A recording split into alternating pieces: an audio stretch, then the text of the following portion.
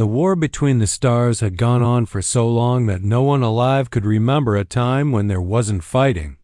Entire planets had been wiped out, civilizations burned to ashes, and empires that once stretched across galaxies were now nothing but ruins floating in the cold vacuum of space.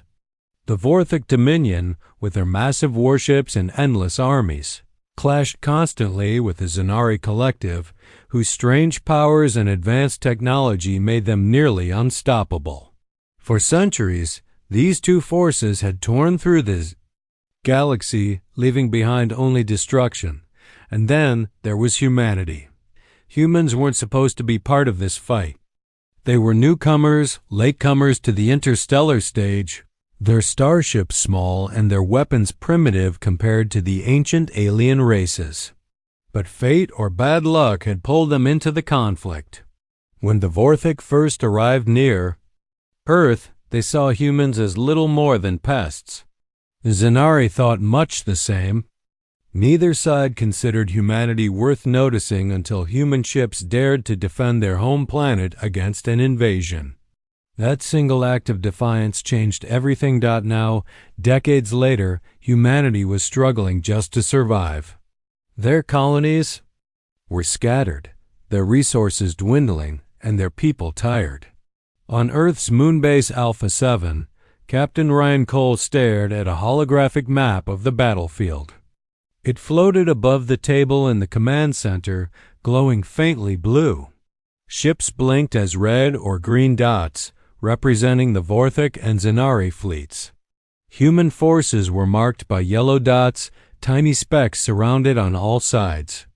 Ryan sighed deeply, running a hand through his short brown hair. Things looked grim. Behind him, Lieutenant Grace Miller entered the room. She carried herself with quiet confidence, her sharp eyes scanning the map before she spoke. "We're losing," she said simply, her voice calm but firm. "If we keep doing what we've been doing, we'll lose faster." Ryan turned to face her. Grace was smart, one of the smartest people he'd ever met, and she wasn't afraid to speak her mind, even if it meant disagreeing with him. He respected that about her, though sometimes it drove him crazy. "What do you suggest?" he asked, crossing his arms. "We can't exactly match their numbers or firepower." Grace stepped closer, pointing to the map. "Exactly. So why? Are we trying? We need to stop thinking like them and start thinking like us. Humans have always been resourceful, adaptable.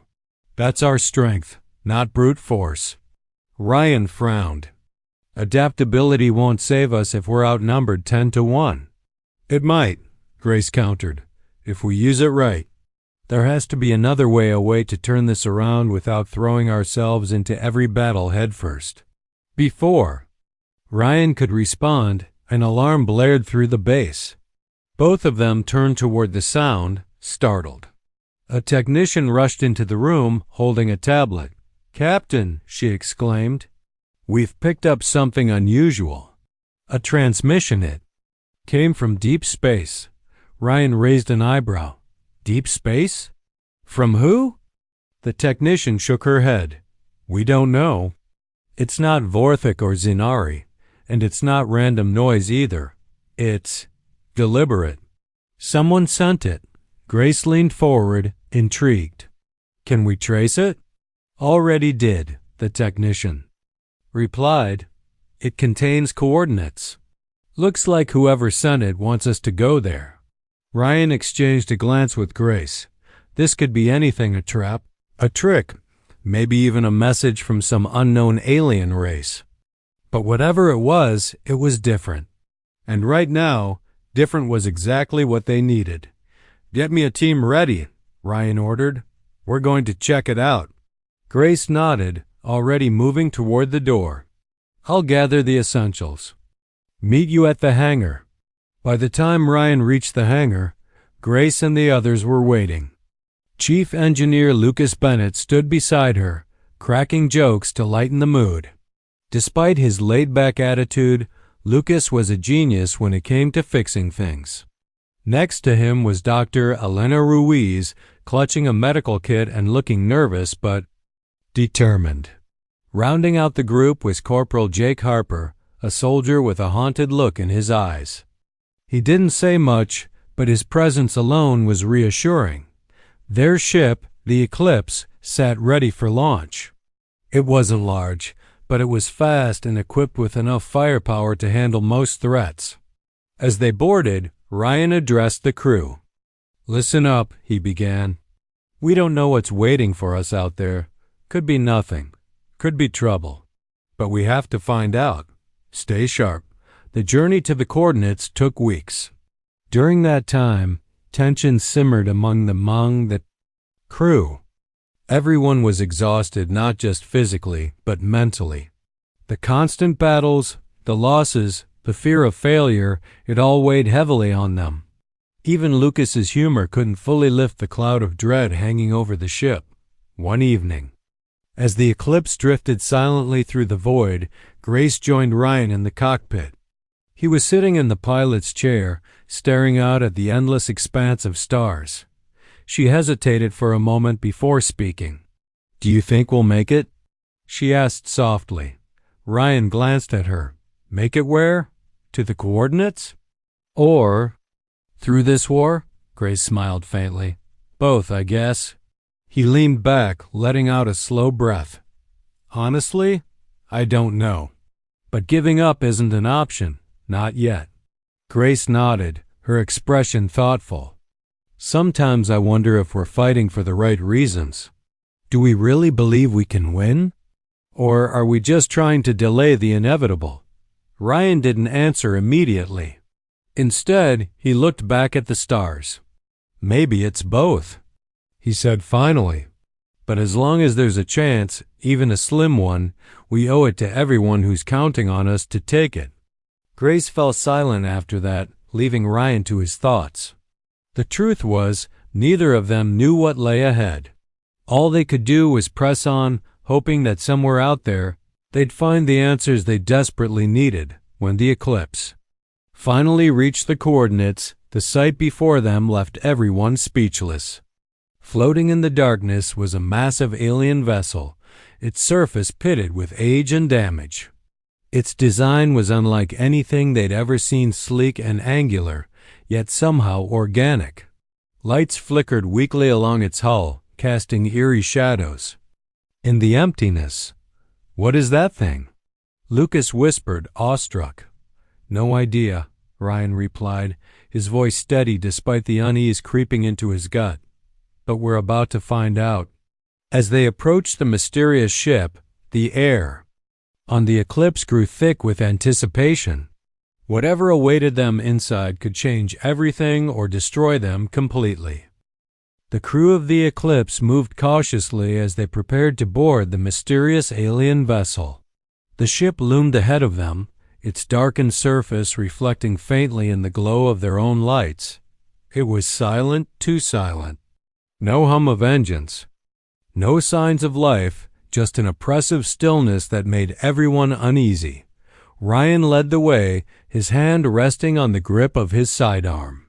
Behind him, Grace carried a scanner, her eyes darting between the device and their surroundings. Lucas followed closely, muttering under his breath about how this felt like one of those bad movies where everyone dies. Elena clutched her medical kit tightly, ready for anything, or so she hoped. Bringing up the rear was Jake, his rifle raised and his sharp gaze scanning every shadow dot as they crossed the threshold into the alien ship. The temperature dropped noticeably. The air smelled stale, metallic, as if no one had breathed it in centuries. The walls were smooth and curved, pulsing faintly with a dim blue light. Strange symbols glowed along the corridors, shifting slightly as though alive. None of them recognized the language, but Grace snapped pictures with her scanner, hoping they could decipher it later. "This place gives me the creeps," Lucas whispered, breaking the silence. "Feels like we're walking into a graveyard." "Let's focus," Rand said sharply, though he couldn't deny the feeling himself. Every step echoed unnaturally, making it hard to shake the sense that something or someone was watching them. They moved deeper into the ship, following the glowing symbols that seemed to guide them forward. After several minutes, they reached a large chamber. In the center stood a pedestal, atop which rested a crystalline object. It shimmered faintly, casting prismatic reflections across the room. Around it, consoles lined the walls, their screens flickering weakly. "What is this?" Grace asked, stepping closer to the pedestal. She hesitated before reaching out to touch the crystal, but Ryan stopped her. "Careful," he warned. "We don't know what it does." Lucas, however, wasn't so cautious. He wandered over to one of the consoles, tapping at it curiously. To everyone's surprise, the screen lit up fully, displaying streams of data in the same alien script they'd seen earlier. "Whoa," he muttered. "Looks like some kind of database. If I can access it." "You're not touching anything else without permission," Ryan growled, though his tone softened when he saw the excitement in Lucas's eyes. "But see what you can figure out." While Lucas worked, Elena examined the walls more closely. She noticed small carvings etched into the metal, almost hidden by the dim lighting. They depicted scenes of warships clashing, planets burning, beings falling. But there was something else too. Images of peace, of hands joined together, of stars shining brightly. It was as if the creators of this ship had known both conflict and resolution. "These people," Helena murmured, tracing the carvings with her fingers. "They must have been through something terrible. Something like what we're facing now." Before anyone could respond, movement caught their attention. At first, it was subtle, a ripple in the air near the pedestal. Then, slowly, a figure began to materialize. It was humanoid, but its form shifted and shimmered, as though made of liquid metal. Its face was featureless except for two glowing points where eyes might be. Everyone froze, weapons instinctively raised. But the figure didn't attack. Instead, it raised a hand in what looked like a gesture of peace. "I am Kale," it said, its voice resonating in their minds rather than their ears. "Remnant of the Orin." Grace lowered her weapon slightly, though her expression remained wary. "The Orin? Who are they?" Kale tilted its head, as if considering how to answer. "Creators of this vessel. Architects of balance. Long ago, my kind sought to end wars not through domination, but through unity. Yet our creations were misused, leading to our downfall." Ryan stepped forward cautiously. "What kind of creations?" Kale gestured toward the crystal on the pedestal. "A tool of immense power, capable of ending conflicts, but also capable of destruction if wielded carelessly. My kind hid it here, hoping none would find it, but now you have." The crew exchanged uneasy glances. This was far bigger than any of them had anticipated. A weapon powerful enough to end wars? It sounded too good to be true and dangerously risky. "What happens if we use it?" Grace asked, her voice steady despite the weight of the question. Kale paused as if weighing its words carefully. "It depends on intent. Used wisely, it may bring peace. Used recklessly, it will ensure only ruin." Lucas frowned. "So, basically, it's up to us to decide whether the galaxy lives or dies? No pressure, right?" Kale didn't respond directly. Instead, it extended a hand toward the pedestal. The crystal flared brighter, bathing the room in blinding light. When the glow faded, Kale was gone, leaving behind only the faint echo of its final words. "Choose well." For a moment, no one spoke. The gravity of what they discovered hung heavy in the air. Finally, Ryan broke the silence. "All right, we need to think this through. Whatever this thing is, it's not something we can ignore. But we can't rush into using it either." Grace nodded, her mind racing. "Agreed. First, we need to understand it." "Lucas, can you extract the data from these consoles?" Lucas grinned nervously. "I mean, yeah, probably." assuming I don't accidentally blow us all up in the process. No pressure, Jake muttered dryly. While Lucas got to work, Elena approached the pedestal cautiously. She studied the crystal from a safe distance, noting how it seemed to pulse in rhythm with her heartbeat. "Do you think this really belongs to us?" she asked softly. "Or should we leave it here?" Ryan sighed, rubbing the back of his neck. "If we leave it, someone else will find it eventually. And who knows what they'll do with it? At least if we take it, we have a say in how it's used. But at what cost?" Grace countered. "This isn't just about us anymore. This affects the entire galaxy." Jake, who had been unusually quiet until now, finally spoke up. "Look, I get why you're worried. But let's be real, we're running out of options. If this thing can give us even a fighting chance, we owe it to everyone counting on us to try." Ryan looked around at his team, seeing the mix of fear and determination in their faces. He knew they were right. They couldn't afford to hesitate, not when so much was at stake. "All right," he said firmly. "We take the crystal and the data, but we proceed carefully. This isn't just a weapon, it's a responsibility, and we're going to handle it like one." With that decision made, Lucas finished downloading the data onto a portable drive while Elena carefully removed the crystal from the pedestal. As soon as the object left its resting place, the ship shuddered violently. Alarms blared, red lights flashing along the walls. Guys?" Lucas called out nervously. "I think we overstayed our welcome." Ryan cursed under his breath. "Move! Back to the Eclipse now." The crew sprinted through the corridors, the ship groaning around them as if protesting their theft. By the time they reached the airlock, the alien vessel was visibly deteriorating, chunks of its hull breaking away and drifting into space. They barely made it back aboard the Eclipse before the alien ship imploded, collapsing inward in a burst of energy that sent shockwaves rippling through the void. Everyone watched in stunned silence as the wreckage disappeared, leaving only debris behind. "Well," Lucas said after a long pause, holding up the drive containing the alien data.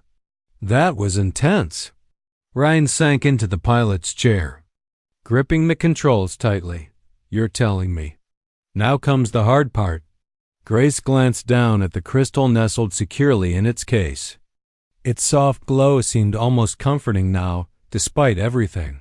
"Harder than you think," she murmured. "Because whatever we do next, it's going to change everything." As the Eclipse turned toward home, none of them could shake the feeling that they were carrying not just a weapon, but the fate of the galaxy itself. The journey back to Alpha 7 was tense and quiet. The crew of the Eclipse had barely spoken since leaving the alien ship, each lost in their own thoughts. The crystal sat securely in its case, glowing faintly on the table in the center of the cabin. It was small, no bigger than a fist, yet it seemed to carry the weight of the entire galaxy. Everyone felt it, the unspoken responsibility, the fear of what might happen if they failed. Ryan sat in the pilot's chair, staring ahead at the endless expanse of stars. His mind raced with questions. What were they supposed to do with this thing? How could they even begin to understand its power? And most importantly, how could they ensure it wouldn't fall into the wrong hands? He glanced back at Grace, who was sitting across from him, her eyes fixed on the crystal. "We need to figure this out," she said finally, breaking the silence. Her voice was calm but firm as always. "We can't just sit here and hope for the best." Ryan nodded. "Agreed. But figuring it out isn't going to be easy. We don't even know where to start." Lucas, who had been tinkering with the drive containing the alien data, looked up. "Well, I've made some progress, sort of." He held up the drive, frowning. "The good news is, it's readable. The bad news is, it's complicated. Like, really complicated. This stuff makes quantum physics look like kindergarten math." Elena leaned forward, intrigued. What does it say? Not much that makes sense yet, Lucas admitted. But there are references to something called the Nexus. From what I can tell, it's some kind of central system or network. Maybe that's how the crystal works. It connects to the Nexus to amplify its effects. Grace frowned. Amplify. What effects, exactly? That's the part I'm still working on, Lucas replied sheepishly. But if I had to guess, it's tied to energy manipulation. Think about it. What if this thing doesn't destroy ships directly? What if it disrupts their systems, neutralizes their weapons, or, I don't know, shuts them down completely? Jake, who had been standing near the door, crossed his arms. Sounds risky. What happens if we mess it up? Could it backfire and take out our own ships instead? That's why we have to be careful, Ryan interjected. We can't afford any mistakes. If we're going to use this thing, we need to understand it inside and out. As they spoke, Elena noticed something odd about the crystal. She reached out hesitantly, placing her hand near its surface without touching it. It's warm, she murmured, like it's alive. Everyone turned to look at her. Grace raised an eyebrow. Alive? You think it's sentient? Elena shook her head. Not necessarily. But it's reacting to us somehow. Look. She pointed to the faint glow emanating from the crystal. It pulsed gently, almost in rhythm with her breathing. Lucas scooted closer, curious. Maybe it's responding to human biology. Or maybe it's picking up on emotions. Either way, it's definitely not just a rock. Ryan stood up, pacing slowly. This is all speculation until we know more. Lucas, keep working on the data.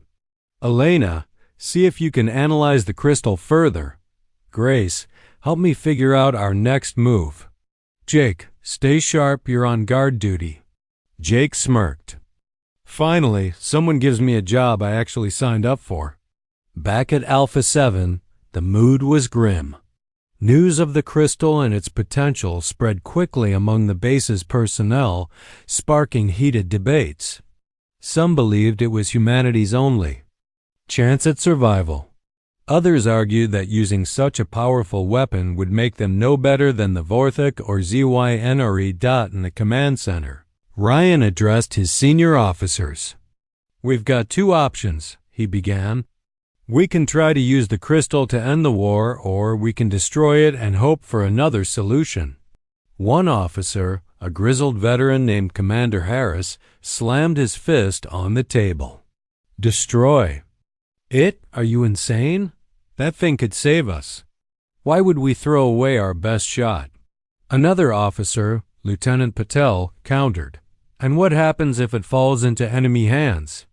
Or worse, if we use it wrong and cause even more destruction? We're playing with fire here. Ryan held up a hand, silencing them both. I get it. Both sides have valid points. But we can't afford to argue forever. Time is running out. Grace stepped forward, addressing the room. There's a third option. Instead of destroying it or using it outright, we modify it. Make it so it targets enemy fleets without causing mass casualties. Neutralize their weapons and ships, but leave their people unharmed. The room fell silent as everyone considered her words. Finally, Commander Harris spoke. That sounds great in theory, but how do we pull it off? We don't even fully understand how the damn thing works. Grace met his gaze steadily. We don't have to understand everything. We just need to focus on what matters, ending the war without becoming monsters ourselves. Ryan nodded slowly. Grace is right. If we can find a way to use the crystal responsibly, we might actually stand a chance. But it won't be easy. Modifying it will require precision and guts. Over the next few days, the team worked tirelessly. Lucas and Elena collaborated closely, combining their expertise to study the crystal and the alien data. They discovered that the crystal operated on a frequency-based system capable of interacting with technology across vast distances. By adjusting its output, they theorized they could disable enemy ships without harming their crews. Meanwhile, Grace and Ryan devised a plan to deploy the modified crystal. It would involve splitting into two teams and infiltrating both Vorthic and Zenari territories simultaneously. Each team would plant a device containing the crystal's energy signature near key military installations, ensuring maximum impact. "This is suicide," Jake muttered during one planning session. "Even if we manage to sneak past their defenses, we'll never make it out alive." Ryan gave him a hard look. "Maybe, but if it works, it'll save billions of lives, including ours." Grace added softly, "We knew the risks when we signed up for this. Now it's time to decide if we're willing to pay the price." Jake didn't respond, but his expression said enough. None of them liked the odds, but none of them could deny the stakes either. The night before the mission, Grace found Ryan alone in the observation deck, staring out at the stars. She joined him silently, leaning against the railing. "You okay?" she asked after a moment. Ryan let out a slow breath. "I don't know. Part of me feels like this is the right call. But another part keeps wondering, what if we're wrong? What if this makes things worse?" Grace smiled faintly. "You're allowed to doubt, Ryan. That's what makes you a good leader. But sometimes you just have to trust your gut and your team." Ryan glanced at her, gratitude flickering in his eyes. "Thanks, Grace. I needed to hear that." She nudged him lightly. "Besides, we've faced impossible odds before. Remember, Earth? Everyone thought we were done for. But we pulled through." Ryan chuckled softly. "Yeah, guess we've got a habit of defying expectations." Grace grinned. "Exactly. So let's do it again." The next morning, the crew gathered in the hangar bay. The Eclipse was prepped and ready, its cargo hold filled with the devices containing the crystal's energy signatures. Everyone wore determined expressions, though tension hung thick in the air. Ryan addressed the group one last time. "This is it. No turning back now. Whatever happens out there, remember why we're doing this. For Earth, for humanity, for everyone who's counting on us." As the engines roared to life, Grace took her seat beside Ryan, gripping the edge of her chair tightly. The countdown began, and within moments, the Eclipse launched into the void, heading straight toward enemy territory. None of them knew what awaited them on the other side. But one thing was certain: humanity's fate rested in their hands and in the mysterious power of the crystal. The Eclipse slipped silently through the vast expanse of space, its engines running at minimal power to avoid detection. The first leg of the mission would take them deep into Vorthic territory, a dangerous gamble, but one they had no choice but to make. Every member of the crew knew the risks, and yet none of them hesitated. They were determined to see this through, no matter the cost. Ryan sat in the pilot's chair, his hands steady on the controls as he guided the ship toward their destination. Beside him, Grace monitored the scanners, her eyes scanning for any sign of enemy activity. So far, they had managed to stay hidden, but that wouldn't last forever. The Vorthic were relentless, their patrols sweeping across their territory like a net closing in. "We're approaching the drop zone," Grace announced quietly, pointing to a blinking dot on the holographic map. "If we can plant the device here, it should disable their primary fleet hub." Ryan nodded, his jaw tightening. "All right, let's prep for deployment. Jake, you're with me. Grace, you stay on the ship and keep an eye out. Lucas and Elena, make sure everything's ready in case we need a quick escape." Jake grabbed his rifle and checked the charge, his movements precise and deliberate. He didn't say much, but his expression said enough. He was ready. As they prepared to disembark, Grace called out to Ryan. "Be careful," she said simply. Her voice firm but tinged with concern. Ryan gave her a small nod. Always. The Vorthek outpost loomed ahead, a massive structure bristling with weapons, and surrounded by patrol ships. It wasn't heavily guarded, at least not compared to some of the other installations, but that didn't mean it would be easy to infiltrate.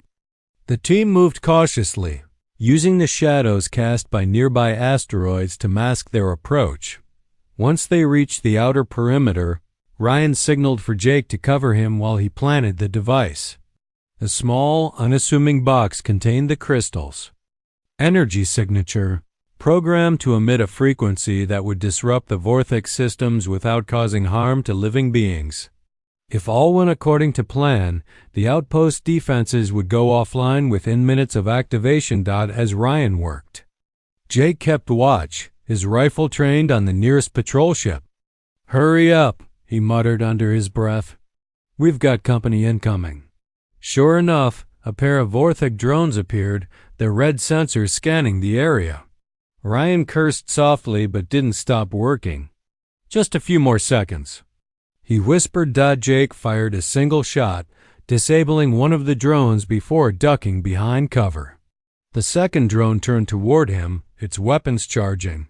Before it could fire, Grace's voice crackled over the comms. "Incoming EMP blast in 3, 2, 1. A burst of electromagnetic energy surged from the eclipse, temporarily disabling the drone and giving Jake just enough time to finish it off.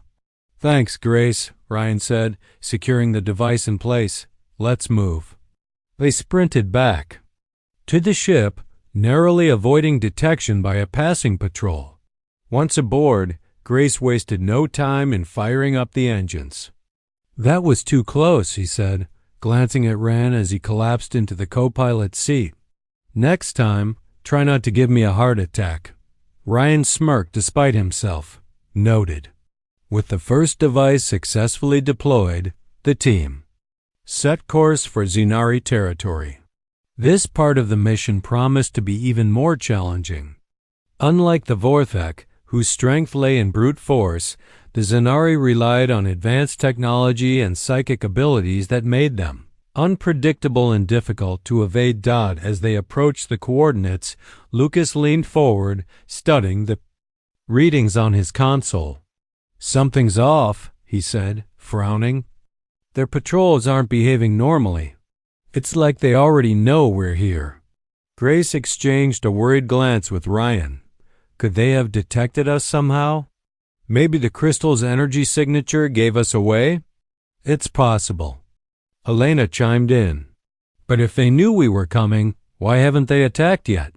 Before anyone could answer, the ship rocked violently as alarms blared. A Xenari cruiser had emerged from hyperspace directly in front of them, its sleek design shimmering ominously. A voice echoed through the comms, cold and emotionless. "Human vessel, you are trespassing in restricted space. Surrender immediately, or face destruction." Ryan clenched his fists, his mind racing. They couldn't fight their way out, not against a Xenari cruiser. But surrender wasn't an option either. "Lucas, is there any way to mask our energy signature?" he asked. Urgently. Lucas shook his head. "Not completely. But I might be able to create a decoy signal. It'll buy us some time, but it won't hold forever." "Do it," Ryan ordered. Turning to Grace, he added, "Plot a course for the drop zone. We'll have to risk it." Lucas worked quickly, rerouting power from the ship's systems to Fesdoms to Fez. Generate a false signal. Moments later, the decoy activated, drawing the Xenari cruiser's attention away from the eclipse. Seizing the opportunity, Grace accelerated toward their target, weaving through asteroid fields to stay hidden. When they finally reached the drop zone, the tension aboard the ship was palpable. Planting the second device would require splitting the team again, and this time they wouldn't have the element of surprise. "This is going to be messy," Jake said grimly, checking his gear. Ryan nodded. "It will be. But we don't have a choice. Grace, You're with me this time. Jake, stay here and guard the ship." Grace raised an eyebrow. "You sure about that?"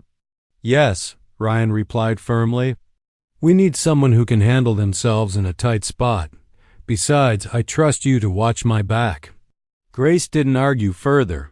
Together, she and Ryan suited up and headed for the airlock, leaving Jake behind with strict instructions to keep the engines warm. "Don't do anything stupid," Jake called after them, "and come back in one piece." The Zenari installation was unlike anything they'd seen before. Its architecture seemed almost organic, pulsing faintly with bioluminescent light. Strange symbols floated in the air around them, shifting and rearranging as though alive. Grace shivered involuntarily. "This place feels wrong," she murmured. "Focus," Ryan reminded her gently. "We've got a job to do." They moved carefully, avoiding the roving patrols of Zenari soldiers. These beings were tall and slender, their skin translucent and glowing faintly. Their eyes glowed brighter when they focused their psychic powers, making them even more intimidating. Grace and Ryan stayed low, relying on shadows and quick reflexes to remain unseen. When they finally reached the designated location, Grace knelt down to plant the device. Her hands trembled slightly, but she forced herself to concentrate. "Almost done," she whispered suddenly. A sharp pain shot through her skull. She gasped, clutching her head as visions flooded her mind, images of destruction, chaos, and death. The Zenari had detected her presence and were trying to break into her thoughts. Ryan noticed immediately and grabbed her arm. "Grace, stay with me." "I'm fine," she managed to choke out, shaking off the mental assault. With a final effort, she secured the device in place. "It's done. Let's go." They ran back toward the ship, pursued by Zenari soldiers who now knew exactly where they were. Jake met them halfway, providing covering fire as they scrambled aboard. "Go, go, go!" he shouted, slamming the airlock shut behind them. Grace collapsed into her seat, breathing heavily. That was intense. Ryan didn't respond. Instead, he focused on getting them out of there. The Zenari cruiser reappeared, its weapons locking onto the Eclipse. But before it could fire, the decoy signal flared brightly, creating a diversion that allowed them to slip into hyperspace. Back in the safety of open space, the crew let out a collective sigh of relief. For now, they had succeeded. Both devices were in place, ready to be activated. But none of them celebrated. The hardest part was still to come. Ryan looked around at his team, pride swelling in his chest despite the exhaustion etched on their faces. "Good work," he said simply. "Now let's hope this pays off." Grace nodded, her eyes fixed on the glowing crystal sitting on the table. Whatever happened next, they had taken the first step toward ending the war. And for the first time in a long time, she dared to feel a flicker of hope. The countdown had begun. Back at Alpha 7, the crew of the Eclipse gathered in the command center, their faces tense but resolute. The devices containing the crystal's energy signatures were now in place, one near the Vorthak fleet hub and the other deep within Zenari territory. All that remained was to activate them and wait for the results. Ryan stood at the head of the table, staring at the holographic map displaying the locations of both installations. His mind raced with scenarios, each one more uncertain than the last. "All right," he said finally, breaking the silence. "This is it. Once we activate these devices, there's no turning back." "Everyone knows their roles?" Grace nodded, her expression calm but focused. "I'll monitor the energy output from here. If anything goes wrong, I'll try to shut it down remotely." Lucas raised a hand hesitantly. Just to clarify, if something does go wrong, how exactly are we supposed to shut it down? Last time I checked, we don't even fully understand how this thing works." Ryan gave him a sharp look. "We improvise. That's what we've been doing this whole time." Elsa chimed in softly, her voice steady despite the tension in the room. We've done everything we can to prepare. Now it's up to us to trust the process and each other. Jake leaned against the wall, his arms crossed. Yeah, well, trusting the process hasn't exactly kept me alive so far. But hey, why start doubting now? Ryan ignored the sarcasm, knowing Jake was just trying to lighten the mood, even if it didn't work. He turned back to the map. All right, let's do this. Lucas, initiate the activation sequence. Lucas hesitated for a moment, then typed the command into his console. A faint hum filled the room as the devices came online, their energy signatures spreading outward like ripples. In water. On the map, red markers representing enemy fleets began to flicker. Seconds passed, then minutes. Nothing seemed to happen at first. The Vorthok and Zanari ships continued moving as usual, unaware of the invisible wave sweeping through space. Ryan clenched his fists, resisting the urge to pace. Is it working? He asked, glancing at Grace. She studied her readings carefully, her brow furrowed.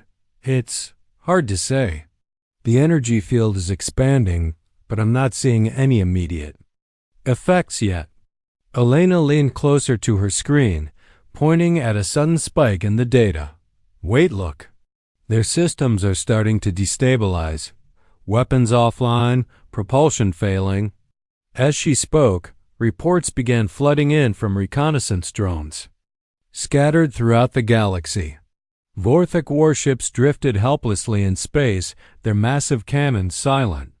Zanari cruisers floated aimlessly, their psychic barriers flickering and fading. It was happening. The crystal's power was neutralizing both factions without causing harm to their crews. A cheer erupted in the command center, but Ryan quickly silenced it with a raised hand. Not yet, he warned. This isn't over. Until we know for sure. Grace nodded, her eyes still glued to the monitors. She's right. We need to confirm that all hostile forces have been disabled before we celebrate. Over the next hour, the situation became clearer. Enemy fleets across the galaxy were rendered inert, their technology rendered useless by the crystal's energy field. Communication channels buzzed with confusion and panic as the Vorthok and Zanari scrambled to understand what had happened. Neither side could pinpoint the source of the disruption or how to counteract it. Ryan allowed himself a small smile. Looks like it worked, but the victory was short-lived. Within hours, emissaries from both the Vorthok Dominion and the Zanari Collective arrived at Alpha 7, demanding answers. They didn't come armed, at least not openly, but their presence alone was enough to send waves of unease through the base. In the conference room, Ryan faced representatives from both factions. The Vorthok envoy, a towering figure clad in battle armor, glared down at him with undisguised hostility. Explain yourselves, humans, he growled. What have you done to our fleets? Beside him, the Zanari ambassador, a slender being, with glowing eyes and an eerie calm, spoke in a voice that sent chills down everyone's spines. Your actions disrupt the balance of power. Reveal the source of this interference or face consequences. Ryan met their gazes evenly, refusing to show fear. We acted to protect ourselves and the galaxy.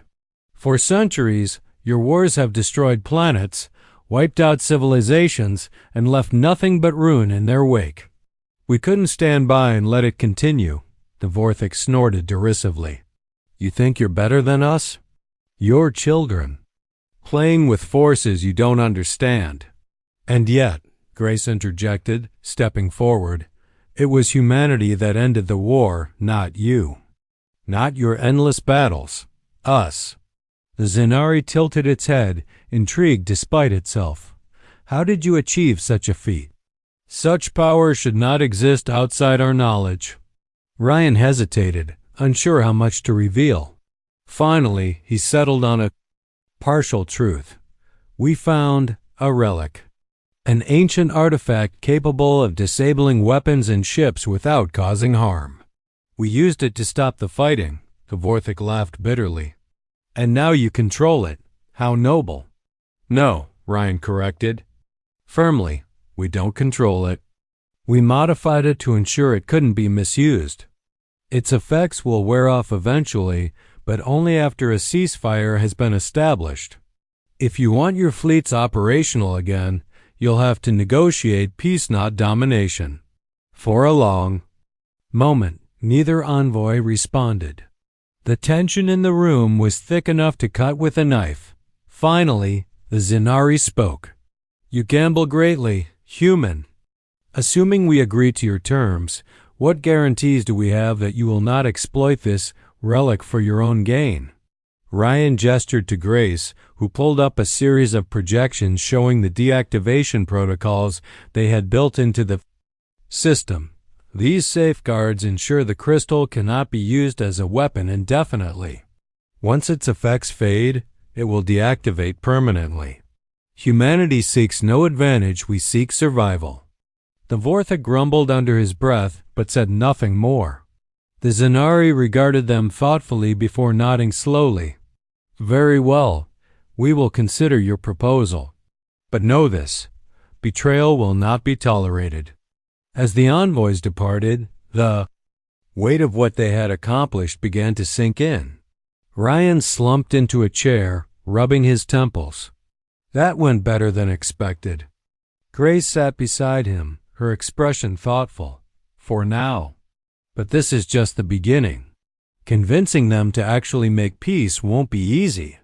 In the days that followed, negotiations began. Grace took the lead, her diplomatic skills proving invaluable as she navigated the delicate balance between two ancient enemies. Both sides were reluctant to trust each other or humanity, but desperation forced cooperation. Slowly, painfully, progress was made. Meanwhile, the crew of the Eclipse reflected on everything they had been through. Lucas tinkered with spare parts in the hangar, muttering about how close they'd come to disaster.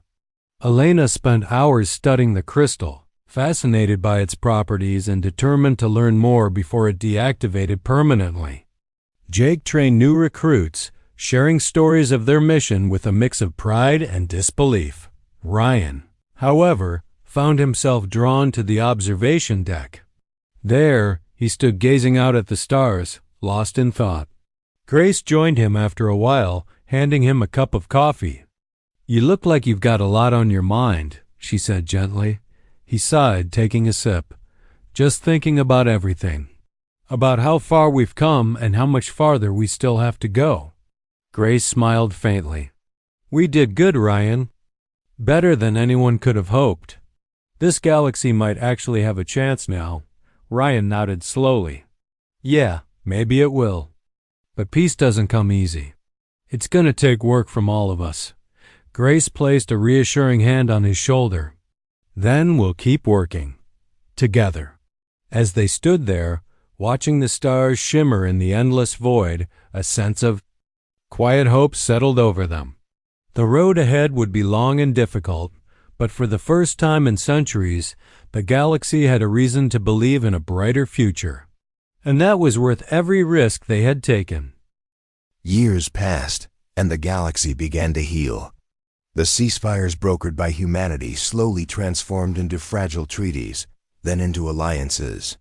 The Vorthik Dominion and the Zenari Collective, once bitter enemies, reluctantly found common ground. Under the watchful eyes of their mediators, humans who had proven themselves capable of rising above destruction.